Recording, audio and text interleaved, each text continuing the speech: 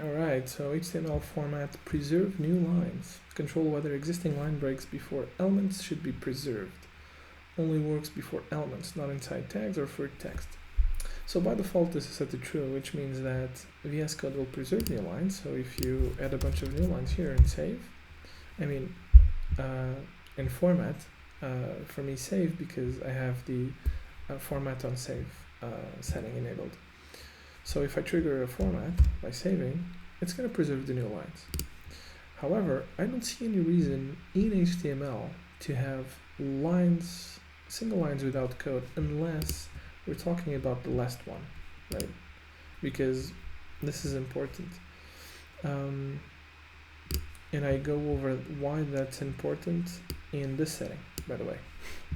So I'm actually going to set this setting to false so that I make sure that my code is lean and mean and clean, and that's what I'm going to leave it with, false.